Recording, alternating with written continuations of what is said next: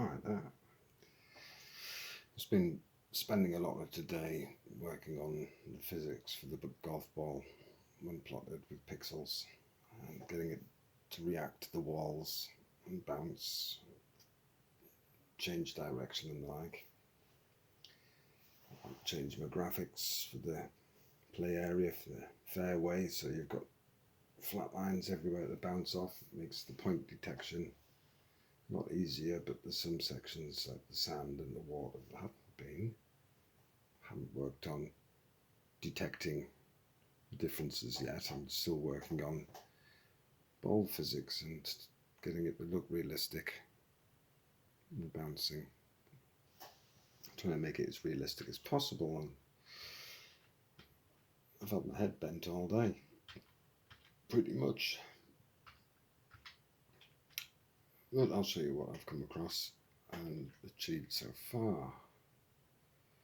I've made the plot a bit more interesting by making a 4-pixel plot. It's a bit flashy, but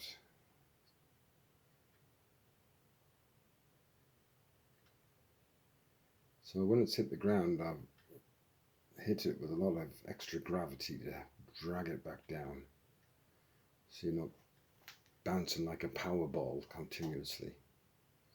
So in other words, like reality that pings off the ground and it's losing energy after pinging off the ground, and it's not going to bounce as high as it did before. It comes down in steady arcs like steps until it comes to rest. So it was 82 with a 10. Let's go to 84 with a 10 just to see what happens.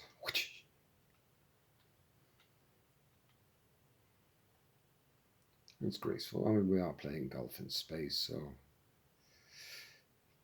tink didn't quite bounce off the edge there. So let's go to 86. Let's see what that does. Because I'll say again that once you've taken your shot, that you'll be teleported to where it lands. You need to carry on taking your shot. Oh, it just tipped off the side there. So I'd kind of work out that position and possibly say you've duffed the shot, you'd have to go back to the start on that. I don't think you'd be allowed to go and stand up there and take a shot. You wouldn't be able to get out of it anyway. I'll just press R to reset. Forfeit a ball. That's probably a better idea. So just off vertical, maximum power, what happens? I've got that little white ball in the way, it might affect it. Oh. Tink. Let's go to power 9 this time. So less powerful, less height.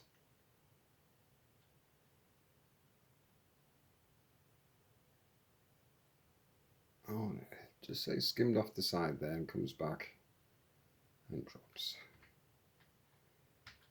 With that angle and taking the shot.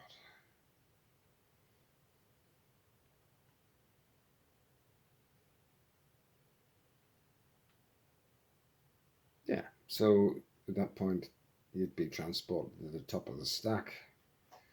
He's set to the middle just like he's standing there, and you'd be taking a shot off the top of the column, which actually puts you in a good position to get onto the green rather than punt over the wall and have to take this lot on. You could quite possibly do it in a 1 under par, and if I can get some more wind added to this, you might even be able to hold it at 1 if you just get it over the wall and the wind pulls it in a nice angle. But yeah, so I'm quite happy with the way things are acting with the physics so far. It's not 100% perfect, but it's a damn sight better than what it was.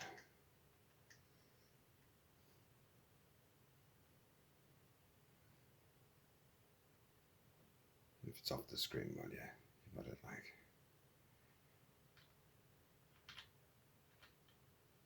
80 with a 10.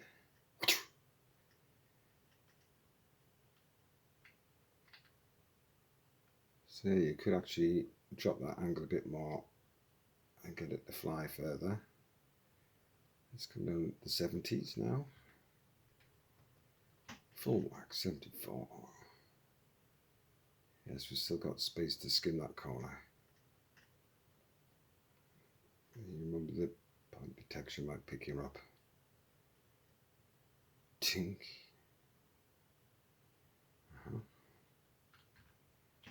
Go. Oh, just skim past the corner there. Nice. I wonder what angle 70 is going to be like. Boof. Oh, nearly down the hole. I think this might get stuck on the corner. Yes. You're off in the outer space there, pal. It would be if I set up the outer screen.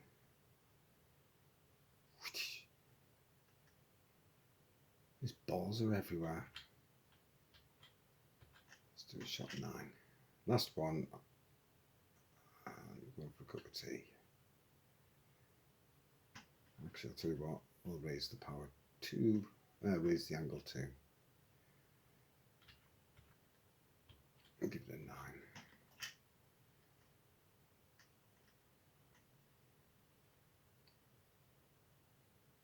Nice.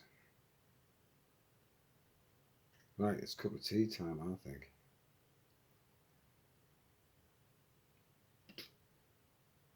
Excellent. Right, that's enough. Thanks for watching.